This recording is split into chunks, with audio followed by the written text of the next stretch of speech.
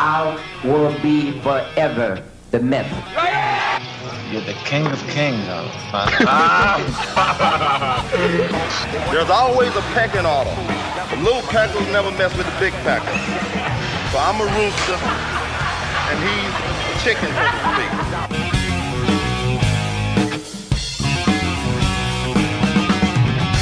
All right, welcome back to the Bodybuilding Legends podcast. I have a very special guest with me this week, Mr. Jose Raymond, one of the best 212 bodybuilders in history. And he is now retired, and he is back with me to discuss our Mr. Olympia predictions. Jose, we did this a year ago. Well, 10 months ago it was actually, because the show was last year in December. And we were a little off, but we're going to give it another try because it's always fun to try and predict. And now we're about 3 weeks out from the show. So this is before the Arnold Classic. So we're kind of predicting it a little bit ahead of time. But it's good to have you back, buddy. Thank you. Thank you. And I'm sure I'll be off again this year. But that's what it's all about. In bodybuilding is one of those things, it's so hard to predict. It's not like because we don't football, know what they look like. Yeah. Where you know Tom Brady or Patrick Mahomes, or they're gonna, lead their team in a certain fashion. Where, here we don't know if someone has an injury, someone's training around, having financial issues, whatever. There could be problems that we have no idea about. So we're just going to assume everyone is at their best. Yeah. Well, last year, I think everybody was off last year because they were all thinking that Phil Heath was going to come back and dominate. And I don't think any of us really considered that 1 year off and then getting a little bit older, that does play a toll on everybody. Even if you're a legend like Phil Heath, 7-time Mr. Olympia, it did make a difference. And he wasn't who he used to be. Yeah, I think Phil, the 2 years, it compounded. He it looked like he hadn't trained full time for 2 years. Yeah. And that he was genetically superior enough to put in I'm not going to say half-assed, but a limited prep and still look that amazing. Yeah. He's one of a kind that he could do that. Mm-hmm. Where most people, if they miss the amount of time that he did for what I'm guessing was multiple surgeries, not just one. Yeah, I think he had a couple hernias. Yeah. And to come back looking as amazing as he did is pretty wild. Yeah, for sure. That can't be overlooked. But yeah, this is fun. Let's do it. All right, let's talk about Open Bodybuilding 2021 Mr. Olympia. We got Big Ramy coming back to defend the title. Phil Heath, I believe, is not going to be there this year, but we do have Brandon Curry coming back. We got Hadi Choopan coming back, and we got a bunch of new names, William Bonac, and a lot of new guys coming in. So do you want to talk about the Arnold first? We got the Arnold coming up in a couple of weeks by place. Sure, we'll put on a 4-hour podcast for it. we can do it quickly. My pick is going to be William Bonac. For the Arnold. All right. I think Akeem is going to be very dangerous in that show. Yeah. I think Nick Walker is going to be very dangerous in that show. Mm-hmm. I think Ian is going to be this is an exciting show because deep lineup, man. Yeah, and all these guys are good, and they're all pretty much interchangeable. Yeah. At any point, I think the only one that's going to get not misplaced, but is going to be kind of shit out of luck if we go by this year's placings is Rolly. Okay. What about Kuklo and Sergio? That's the exciting matchup I want to see. Mm-hmm. Honestly, the tall guys. I see Sergio's pictures almost daily as well. Okay. And he is massive. Wow. Massive and round like he's never looked before. It's exciting. I can't wait to see that matchup. He's pretty much the exact same size as Kuklo. Yeah. But like smaller joints. Smaller waist, yeah. Yeah, he has a rounder look to him. Where Kuklo is like big white guy, football player looking guy who comes in condition. Sergio's all of a sudden getting these like really round look to him that he never had before. Wow. Like cannonball shoulders, and his arms are stupid now. And his legs are huge. And his back, which has always been his weakness, has come up tremendously. I see great things from him. He's one of those guys, like if he nails his condition 100% and holds this new round muscle that he's showing, he could really upset a lot of people. Think he could win? I don't know. I mean, not yet. I don't know. I think he's going to make his presence felt. I'll just say that. But I still think Bonac is so big, thick, round, conditioned, and a 2-time winner already. On paper, he's the best athlete in the show. And then, Akeem is the biggest guy that's similar to Bonac in muscularity, if he can bring the same condition as a Bonac, he'd probably win. So that's going to be like my top. You've got like really 4 or 5 guys that could win. Oh, absolutely. Yeah. I mean, Ian could win. Well, Ian is. But he's getting better. It's one of these things. Every podcast I do, I end up shitting on Ian because I'm like, I'm not there and I don't see it in person. But the reality is he could win this show. He's big. He's symmetrical. He's conditioned. He's not missing anything. He seems like he's the kind of bodybuilder that gets better every show. Like last year he did Tampa, he was off, and then he did New York, he won. And then at the Olympia, he was even better. And it seems like the same thing's happening this year. He did Tampa, he was good, but not quite conditioned enough. And then he did Texas, and he looked much better. And I think he's going to look much better now. He's another one who's he's hit his stride. Where everything he does is improving. He's drastically better than he was at the Olympia last year. Drastically better. Much better. He's one of the few guys that I really enjoy watching his training videos. Like, he's strong as hell. He uses perfect technique, perfect form. He's and he's working his ass off. Like, he really is. And that's why I feel so bad. I'm always like, is he overrated? Is he fucking? How is he beating this guy? How is he? And he's just shutting my mouth every time. It's fun to watch. I love it. And in my mind, I think he beat Hunter last year, and I think he'll beat him again this year. So I think on paper, from this year, from what we see in, you're gonna have Bonac, Ian, and Akeem top 3 at this show. And then Bonac, Ian, and Akeem top 3. Yes. Okay. Yes. And then after that, it could be, it could be anyone. It could be Sergio, Hunter. Could be Sergio. Could be Nick. Is Hunter doing the Arnold? Oh, I thought he was. Is he not? I don't know. He might be right. I don't know. I think he is. Maybe he's not. Well, we just threw him in there anyway. Well, I'll give him a call afterwards. You got to do it now. But I think Nick is the one that is the dark horse. He's like the outlier. Like he could be fit and he could win. Like, you don't know what it's going to look like next to these guys because he hasn't stood next to them. He was so dominating at that New York Pro, but he really didn't have much competition. He had Justin Rodriguez, and he significantly. And Justin's good. But he was much better than Justin.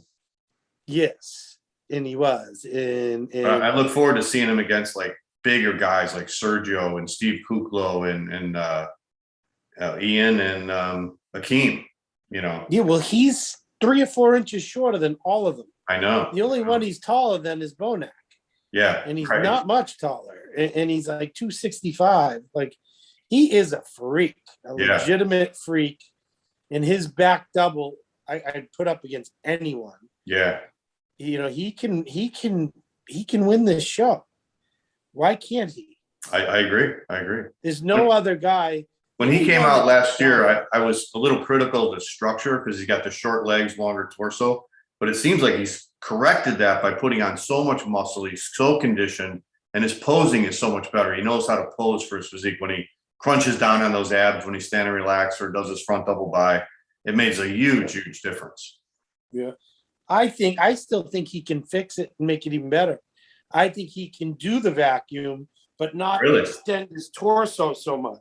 Okay. When he lifts up, it makes it look big. If he just pulls the vacuum and stays low, he can cut off that imbalance. Yeah. And still have that waist look even smaller. Yeah. Which will really, really improve that taper. I still think, you know, he's a work in progress still, and he's damn dangerous. Yeah. You know, I'm really Isn't the sport exciting, Jose, with these new younger guys? Like, we got Ian, we got Hunter, and we got Nick Walker, these three guys that specifically. I mean, it's just so exciting seeing these three guys come up and being so good, and they're so competitive, and they all really seem intelligent. They got their act together. They don't seem like they're head cases. You know what I mean? They really seem like they're going to be all a force to be reckoned with. Yeah, well, they're all in the depths of the peak of their career. Yeah. Of like, they're just hitting it, and they're now knowing how dangerous they can be. And I've said it before. I think they're all interchangeable. I think Hunter, Ian, Sergio, Nathan Diasha, someone else we're not talking about that'll be at the Olympia, James Hollingshead. Yeah. You know, these guys are all so dangerous. Yeah. And so interchangeable. Like who's going to play seventh at the Olympia? It could be any one of those. Any one of those guys. Any one of those five guys. Yeah. Right. Nick Walker. Nick could be seventh. He could be third. Yeah. There's no reason he couldn't leapfrog, you know, if Brandon's off or if, you know, I don't know, if Hakeem is off. Or Bonac. These guys, they could all end up in that general vicinity. Yeah. The only sure things in my mind is Ramy. You know, and that's funny to hear that because he never was a sure thing. But now that he showed up over a month early, he's with Dennis James, babysitting him every single day. Yeah, he knows he's going to show up. He's going to be better than last year. So Ramy's going to win. And I just skipped the Arnold, but that's the only sure thing. There's Hadi, Brandon, Bonac, and Ramy. Those four are the only sure things. So do you think rest of them, those four will be top four again at the Olympia? Yes, 100%. Okay. 100,000,000%. Really? Okay. Yeah, because Brandon's that good structurally. You know, he's incredible. He's not going to come in off. He's a professional. Mm-hmm. You know, he's got kids to feed. He ain't taking a risk of doing something dumb. Right. He's going to be top four no matter what. And he's training as though he's coming to win and take his crown back. Yeah. You know, I think the fact that Phil was there last year kind of hurt him in a sense, because like it was the only similar physique, and even though Phil was off, not at his best, there's still certain things that Phil was better at. Like, and now he won't be there, and Brandon will be the shoe-in, prettiest physique in the first call out of the Olympia. But do you think Brandon can beat Ramy? If Ramy's off? I mean, if Ramy shows up like last year or better. No, I don't think anyone can. Because Ramy's just too big. Ramy's just too big for anyone to beat. Too big. He has too much going on. I mean, a prettier, more symmetrical physique couldn't beat Ramy. No, not unless it was 270. Yeah. Yeah. No. I mean, how about like if Sean Roden came back looking like he did in 2018? Do you think he could be Ramy? Yes. Yeah. Yes. He's the only one, probably, huh? Yeah, because he's the same height. He's very wide. Sean is doesn't get enough credit for his width through his shoulders. He's got the best legs in the world. Yeah. Even they're better than Ramy's because Ramy's are just too big. Yeah. And Yeah. not nearly as detailed as Sean's. Sean's hips are 8 inches smaller than Ramy's. Right. Sean. Why would Sean be better than Brandon because of the legs? Yeah. Yeah. Of course. He's just as wide. He's just as wide. He gets, a little harder from behind. Brandon's knock was always that thick, the thicker, dark skin, yeah. And Sean is able to come in very dry. Yeah. Yeah, I think Sean was the only one in the last couple of years that could beat Ramy. Maybe a 2013 Phil or 2015 Phil. Yeah, that's true. But I think honestly, if Ramy were off a little bit, then Hadi has the capability of beating. That's what I was going to bring up next, Hadi. Yeah, and I think he's going to be way more dangerous this year because he also showed up a month early. Yes, yeah. He got here last week. That was the problem last year. Was he showed up a couple days before? He was a little off on Friday, and by Saturday he was significantly better. Yes, and I think you're going to see that version of him, but a bigger, harder, more improved version, more confident version. Yeah. At prejudging this year, and that's going to spell trouble for everyone. Can Hadi beat Big Ramy? Yes, if Ramy's not. So Ramy's got to be off to lose. Yeah, it's game over. He's just too big. Yeah. If he improved from last year, it's not even going to be it's going to be like Bumstead. It's going to be over immediately. How could Ramy improve from last year? What did he need to improve? He needs more leg detail, more separation through his quads. Yeah. He's going to stop doing whatever he was doing. It was causing some of those portholes in his quads. It looked like he hooked up the Exxon Valdez to his quads and filled them up with something. It was just to the breaking something. point. Yeah, it doesn't look. He needs drier separation, striations. Yeah, that would look freaky. Side leg is one of the best legs on planet Earth ever. Right. The side leg. His glutes were perfect last year. You can do that again. Yeah. Maybe a little more mid-back detail. 1% drier throughout, and he'll be untouchable. Yeah. It was just the legs that threw me off a bit. Where you looked at him next to Hadi, and Hadi was striated everywhere. Yeah. Every muscle in his leg was striated and separated. I mean, his legs were 1,000 times better than Ramy's last year. Not size-wise. I mean, they were huge. Overall, yeah. And if he's able to bring that and bring up his back, which has been his weakness, his back double bicep. Yeah. That's the pose he loses to. Right. I think he's capable of winning the front lat spread, winning the side chest, he is nuts. Yeah. 2 years ago when Hadi was top three, because it was Brandon, Bonac, and then Hadi was third. A lot of people thought Hadi could have got second or first. I was at that show, and I thought that's where Hadi got beat, was from the back. Yes, but that was only one shot. Yeah. His rear lat spread is incredible. Yeah. His rear double, I think it has a lot more to do with his posing it than development. I mean, the guy does walking lunges with 4 plates on his back. He's got muscle there. Oh yeah. It's just how he presents it. Just a matter of detail, right? The detail in the back. Yeah, and that's a posing issue. Yeah. It's always been a weakness of his. Mm-hmm. Even when he was a 212. That's an important pose, though, right, Jose? That rear double body. It's the mother of all poses. Right. I think bodybuilding shows are won by the front double and the rear double. Yeah. And that's unfortunate that that's his weakest pose. Yeah. Because he can win. And he probably, as you said, has lost a few $1,000s due to that one pose. Yeah. Because I would have had him beaten Bonac a couple of years ago. I would have had him a place higher last year. Does Ian Valeri make top 5 this year? He could.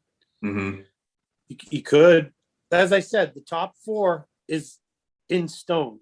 Actually, Okay. in stone. It's that 5th place on, and you would theoretically put Akeem there because he was 6th last year. Mm-hmm. I think he's improving. I think he's confident. I think he's doing all the right things. But the coach hopping thing has me concerned. Yeah. Because he went from Justin Miller back to someone he didn't want to name, and supposedly back to the Camel Crew. Yeah. When you're having success, why are you jumping coaches? Why are you? Yeah. He should be at a stage of his career now where he's confident in what he's doing and what he needs to do to improve and to be a champion. Mm-hmm. And it concerns me that 8 years into his pro career, he's still not confident in what he's doing. Yeah. And that just doesn't touch me right, Yeah. And that's why I don't have him as a lock for 5th place. Yeah, I agree. One would say Phil's not here. He moves up a spot, but you nailed it. Ian could be there. Nick could be there. Hunter. I'm really impressed with Hollingshead. He looks like a cartoon. He's all round bubbles, and he's gonna come in shape. Yeah. He's bigger than all those guys. He's rounder, bigger. And we missed him at the Olympia last year. He wasn't in it. So I never got a chance to see that guy. I never saw him in person. He couldn't get his visa. He couldn't get over, right. Yeah, he would have had to quarantine for 2 weeks. Yeah. And it just didn't make sense. So that's why he did that other show to qualify for the Olympia early. Smart. So he could focus on doing all the things he needed to do to improve. Yeah. And from what I've seen, he has improved. Oh, yeah. I saw some pictures of him today. It wouldn't surprise me if he was in 5th. I know. That's what, I said earlier. They're all interchangeable. There's no one that's locked into a spot. I do have the top 4 locked in, but the rest of them, it could go any which way. And that's the exciting thing about this show. Is anyone? Hunter? Sure. He's massive, conditioned, balanced. I always compared Hunter to a gigantic Flex Lewis. Very similar physiques. Yeah, they do have very similar. If you just morph Flex into a bigger version, right? Very similar. Huge calves, great quad separation, the big glutes, high lats, great arms. They're very similar. And that bodes very well for Hunter. If he can come in, flex his condition, then I would guarantee you today he'll be 5th place at the Olympia. How do you think Hunter looked at that show that he won this year? I wasn't impressed. I wasn't really. Nothing jumped out at me. Yeah. And sometimes that's a good thing because he's so balanced. Mm-hmm. But it didn't jump out to me condition wise. Like he looked like he was in okay shape and nobody else was better. Right. I think the Nick Walker version of New York Pro would have beaten that. I do too. Yeah. I think it would have beaten it pretty handily. Yeah. Because he was big and crazy hard and dry. Yeah. And that's not what I saw. Now, clearly, Hunter's more balanced. His physique is prettier. He's more symmetrical, blah, blah, blah. But when you're talking a sheer muscle monster, Nick beats him pretty well. Yeah. What if Bonac is off at the Arnold and he loses? Let's say he gets 3rd. Do you think he drops out of that top 4 at the Olympia? No, because if he loses, it's because he wasn't in shape yet. So then he's got 2 weeks, and he'll 2 more weeks to dry it up. Okay, all right. He's not going to be out of shape. He might. I mean, Bonac at 90% is better than everyone else. Okay. He's not done yet. No. If anything, he's improved. He's finally got his legs back. Remember a few years ago, he had his left leg was atrophied. He had a knee issue. Yeah. His legs are full blown again. And I mean, if he's one of the freakiest people I've ever seen, honestly. Mm-hmm. I got to spend some time with him and he would tell me like, oh no, bro, I train my legs once a month. They get too big. Are you serious? It's like, yeah, my ass is too big. Yeah. I'm like, oh, all right. So, when he finally was able to do things the right way, I mean, there's very few people on earth that can beat him. Yeah. No way. Wow. And if he's at his best, no one at the Arnold's beating him. And if he's 90%, it's likely no one's going to beat him. Yeah. And if he were to lose for some reason, he definitely can still come back and be top 3 at the Olympia. Yeah. It seems like Nick Walker is one of the most exciting guys. It seems like a lot of fans are getting behind him. I don't know what it is about him. Maybe it's because he's young, got that freaky physique. He's like a mutant, but he seems like he's got that right attitude. He's very, very disciplined and focused, and even a little, very, very confident. He says he's going to win the Olympia 10 times. Well, that's his greatest asset. Is he's a lovable little kid. Yeah, right. A 7-year-old, Yeah, right. The faces he makes, the dumb shit he says. Right. Squirt king, ass man. Like, Nick, you're not supposed to be saying that shit. He's like, why not? Yeah, right. He's so naive and so, right. You just love him. You want to pinch his cheeks, Right.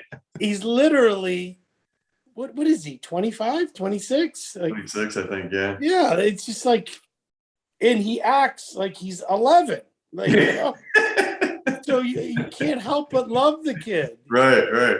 Yeah. And he, you know what? Everything he says has happened. Yeah. He has predicted his trajectory 100%. And that's not by accident. So that's why it's not inconceivable to see him winning the Arnold. No, it's not. It's not at all. I've said it. He's one of the most exciting. That's why I called him an outlier. He can play 7th or he could win. Yeah. I don't know until he's standing there next to him. I'm leaning more towards he's going to dwarf everyone. Mm-hmm. I mean, he's like legit 25-inch arms. Like, I know. Like, come on. And he's so big and so conditioned that I don't see anyone. Like, he would have to really be off. And I think he's going to be better than he was in New York. Yeah, he made a believer out of me in New York. I went to that show because it was here in Tampa. And, man, I was really, really impressed. Yeah. I don't think anyone else looks like that. Yeah. You when he comes out, you do this. Whoa, yeah. Whoa. Like, am I seeing what I'm seeing? He is a mutant. And what really impressed me, Jose, was he just seemed so ready. You could tell that guy practiced his posing, practiced it. He came out, he was ready, man. He was just, every pose was spot on. He knew exactly what he was doing. You could tell he did hours and hours, weeks and weeks of practice. Yeah. Well, you can, for all the shit that Matt Jansen gets, he spends a lot of time with Nick, and he puts whatever he's done with him, he has been successful with him. And he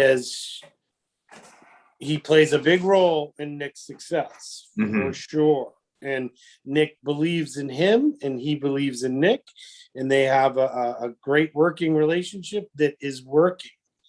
So I don't often give Matt Jansen a lot of props, but I do in this case, because he's mentored him to a certain degree, and I think it plays a big role. And you got to believe in the person that is coaching you, and Nick does. And they do all the posing, they do all the training, and Matt is there with them quite a bit. He's not just the online here, eat this, do that.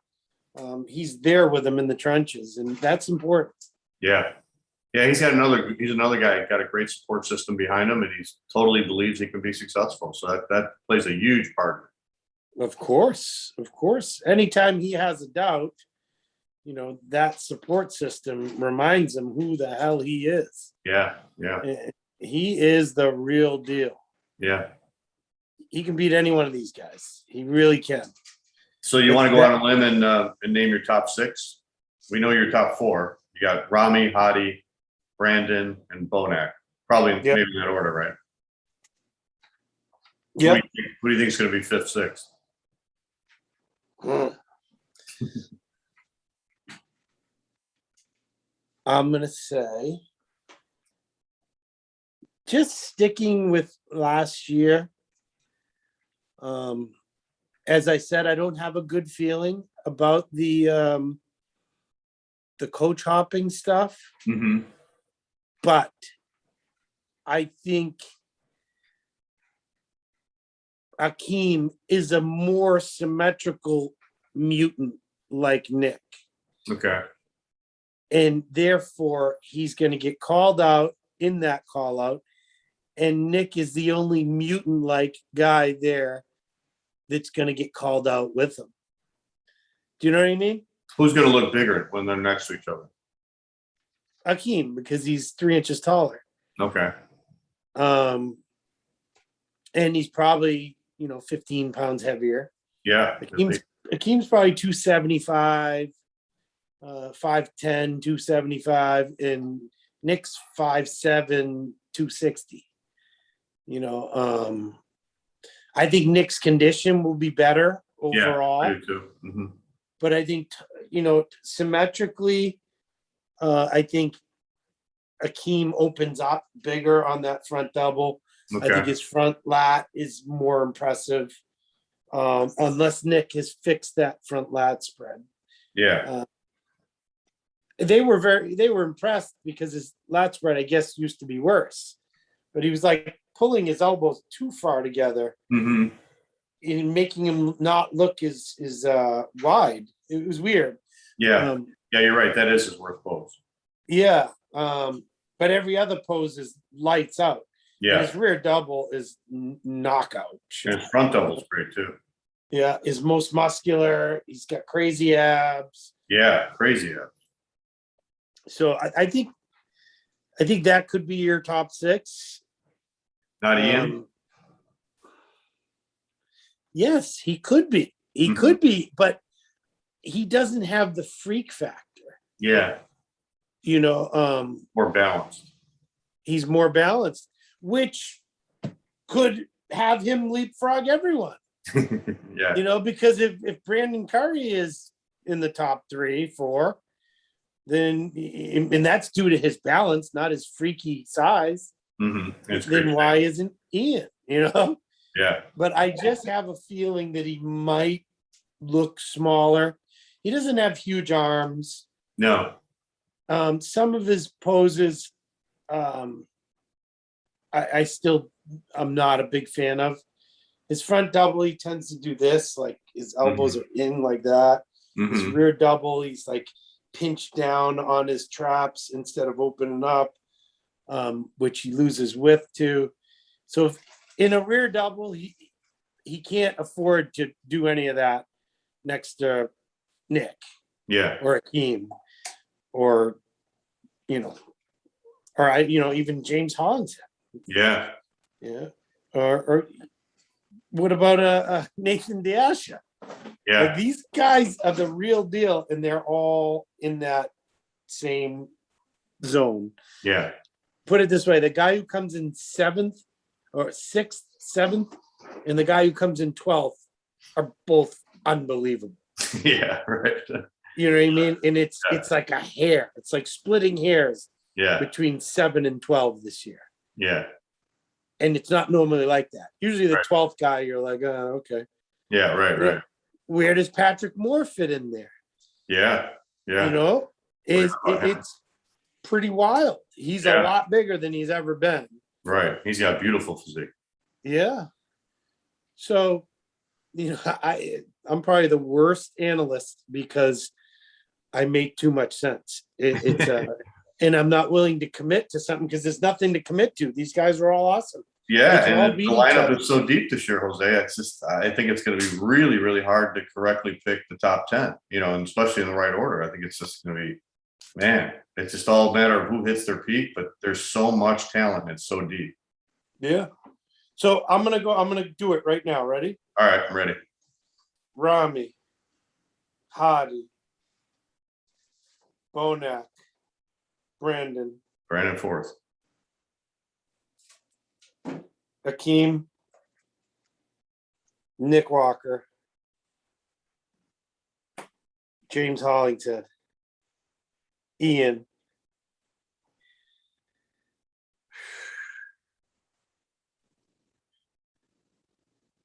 Nathan, Hunter, Kuklo. Kuklo's going to be in it? Oh, that's right. Yeah, he's not qualified. Unless he wins the Arnold. That's Yeah. right. So then, what's his name? Patrick. Okay. All right. That's your top 10 right there. Yeah. Top 11. Yeah, 11. That's your top 11. I gave you an extra bonus.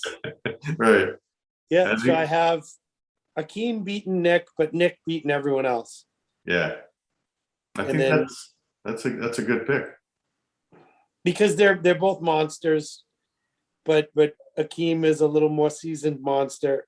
That's a little more symmetrical, Mm-hmm. like a little better flow. And then Nick just like overwhelms everyone else. Yeah. Unless we see, I could see Nick in top 7. I think that's a good prediction. Yeah. And I think James Hollingshead, if he brings a condition that he's never brought before, like what he likes to call Caucasian dry. Right. If he has that Yeah. in that round muscle that he has, then he's right there. That's why I have him 7th. Yeah. Did you see he's working on his posing a lot? He's got a posing coach. Yeah, That's I cool. have been watching that. I like that. Yeah, me too. I love that. Yeah.